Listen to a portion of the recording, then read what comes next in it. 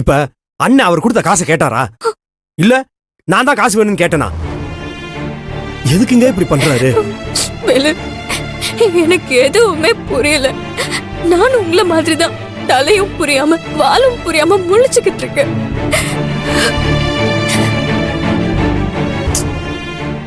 நானே இப்பதான் வீட்டுல நடக்கிற எல்லா பிரச்சனையும் நடத்துற தொழில வச்சு கொஞ்சம் கொஞ்சமா பகைய மறக்கடிச்சிட்டு வந்துகிட்டு இருக்கிறேன். எல்லாத்தையும் ஒண்ணு சேர்த்துடலான்னு கனவு கண்டுகிட்டு இருக்கிறேன். ஆனா இப்போ மாமா எல்லாத்தையும் கெடுத்துவார் போல இருக்கேன். அப்பா இப்படி நடந்துகிட்டது எனக்கு வருத்தம் தான் வேலு. எதுக்காக அந்த நேரத்துல அப்படி பண்ணாருன்னே தெரியல. உடனே எனக்கு இது தெரிஞ்சிருந்தா நான் வேண்டான்னு தடுத்திருப்பேன். அதான் எல்லாத்தையும் பண்ணிட்டாரே, இனி எப்படி அதை தடுக்க முடியும்? அவர் பண்ண காரியத்தினால அண்ணங்கிட்ட நாம திரும்ப பகையானதான் மிச்சம்.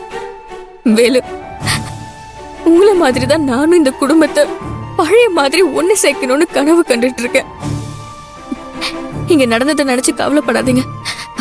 நான் அப்பா கிட்ட நாளைக்கே இத பத்தி கேக்குறேன். கேட்டு மட்டும் என்ன போகுது? எல்லாரும் ஆளுக்கு ஒரு பக்கமா பிரச்சனை இழுத்து பெருசாக்கிக்கிட்டே போறாங்க. இது எங்க போய் முடியும்னு எனக்கு தெரியல. வேலு, அப்பா இப்படி திருமாமாவுக்கு எதிரா நடந்து பாருன்னு நான் நினைச்சு கூட பார்க்கல. நான் அப்பா கிட்ட பேசி கணக்கு கேட்ட விஷயத்துக்கு திருமாமா வருத்தப்படுறாருன்னு சொல்றேன். நீங்க ஒண்ணும் கவலைப்படாம இருங்க. இல்லைங்க, நீங்க நினைக்கிற மாதிரி கிடையாது. ஒரு தடவை தப்பான முடிவு கண்டா அதுல இருந்து அவர் மாத்திக்கவே மாட்டாரு. ஏற்கனவே கட்டின பொண்டாட்டியை ஏத்துக்காம இருக்கிறவரு அவர்கிட்ட திரும்ப எப்படி சொல்லி சரி பண்ண முடியும்? எனக்கு அந்த நம்பிக்கை இல்லை.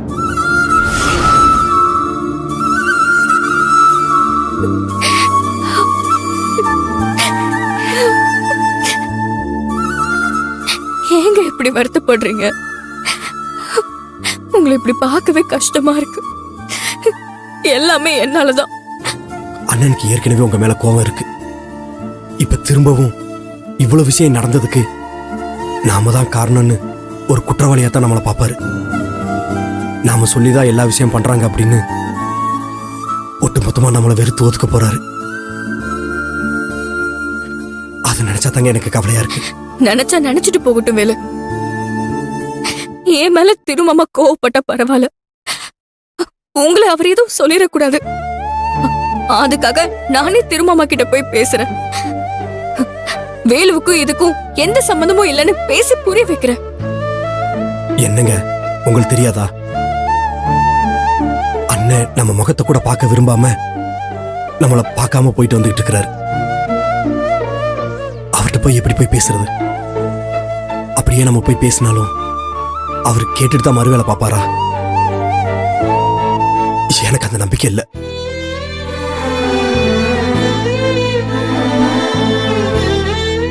எனக்கு நம்பிக்கை இருக்குங்க. திருமாமா அவ்வளவு ஈஸியா யாரையும் வெறுத்து ஒதுக்கிற மாட்டாரு. நாம போய் அவர் முன்னாடி நின்னு மன்னிப்பு கேட்டா கண்டிப்பா அவர் நம்மளை ஏத்துப்பாரு. நீங்க கவலைப்படாம இருங்க. செல்வி, முன்னாடி நீங்க சொல்லும் போது எனக்கு நம்பிக்கை இருந்துச்சு. ஆனா இப்போ அண்ணன் ரொம்ப குழப்பத்துல இருக்காரு. இது சரியா வருமானு எனக்கு தோணல. திரும்ப அவர் முன்னாடி போய் நின்னாலும் அண்ணனே நினைச்சாலும் கீர்த்தி அதை தடுக்க தான் பார்ப்பாங்க. வீட்டுல தினமும் நடக்கிற பிரச்சனையில மனசு அப்படியே வெடிக்குதுங்க. ஒரே வீட்டுக்குள்ள ரெண்டா சமைக்கிறதெல்லாம் எவ்வளவு பெரிய கொடுமை தெரியுமா? வேலு, நமக்கு வர பிரச்சனையை பார்த்து நம்ம சோர்ந்து போயிடக்கூடாது. இதுக்கு முன்னாடியும் திருமாமா கிட்ட நமக்கு இப்படி ஒரு பிரச்சனை இருந்தது. அது நாள் பட சரியாயிடுச்சு. அவரே நம்மள புரிஞ்சு ஏத்துக்கிட்டாரு பாருங்க. அதே மாதிரி இப்போ அவர் நம்மள ஏத்துப்பாரு. வேலு, அதுக்கான முயற்சியை நான் எடுக்கிறேன்.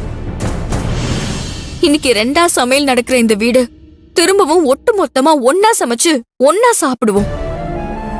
அது நிச்சயம் நடக்கும். நான் நடத்தி காட்டுறேன். நீங்க தைரியமா இருங்க.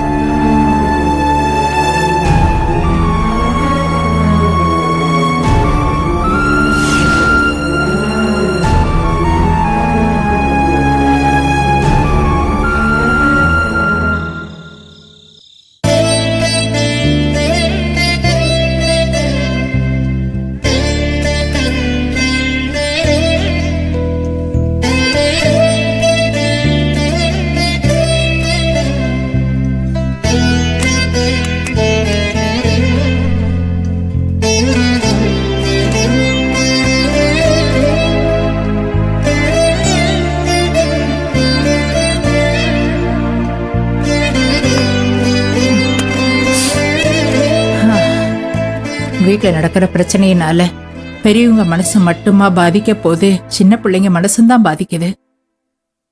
இதுக்கெல்லாம் எப்பதான் முடிவு வருமோ தெரியல. கற்பகம், வீடுனா பிரச்சனை இருக்கத்தான் செய்யும். அதுக்காக இப்படி உடஞ்சு போயிடக்கூடாது. எல்லா நாளும் இப்படியா இருக்க போகுது? கண்டிப்பா ஒரு நாள் மாறும்.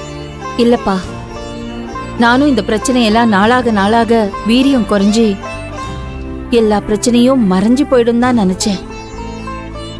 ஆனா திரும்பவும் இப்படி நடக்கும்போது யாருக்கு தான் தலைவலிக்காது சொல்லுங்க? அண்ணனும் தம்பியும் பகையெல்லாம் மறந்து மறுபடியும் ஒன்னா சேர்ந்துடுவாங்கன்னு தான் நான் காத்துக்கிட்டு இருந்தேன். ஆனா நம்ம வீட்டுல மட்டும் திரும்ப திரும்ப பகை பெருசாதான் போயிட்டு இருக்கு. இதுக்கெல்லாம் எப்பதான் தீர்வு வருமோ தெரியல. ஆமாமா, அன்னைக்கு என்னடானா செல்வியோட அம்மா வந்து என்ன ஏதுன்னு ஒரு வார்த்தை நம்ம கிட்ட கேட்கல.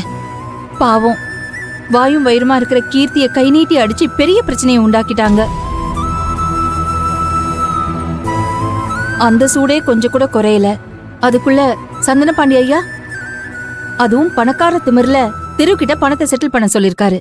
தம்பிக்கு ஹோட்டலுக்கு கொடுத்த காசை திருப்பி கொடுத்து திருவோட கோவத்தை இன்னும் அதிகப்படுத்திட்டு போயிருக்காரு. மகா, நீ எப்படி நம்ம குடும்பத்தை பத்தி மட்டும் யோசிச்சு பேசுறியோ அதே மாதிரிதான் சந்தன பாண்டி ஐயாவும் வேலு மாப்பிள்ள மேல இருக்கிற பாசத்துல ஏதோ தெரியாம அப்படி பண்ணிட்டாரு. அன்னைக்கு கூட கீர்த்தி பண்ண தப்புனாலதான் எல்லா பிரச்சனையும் ஆரம்பிச்சது. அதை மறந்துட்டு பேசாத.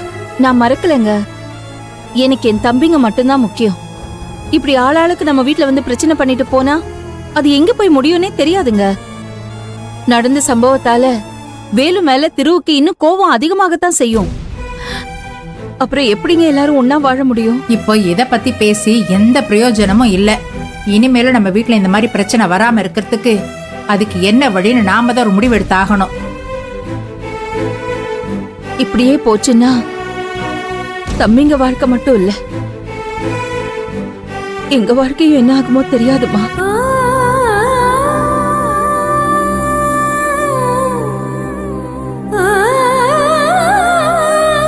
மகா, என்னடி திடீர்னு இப்படி ஒரு வார்த்தையை சொல்ற?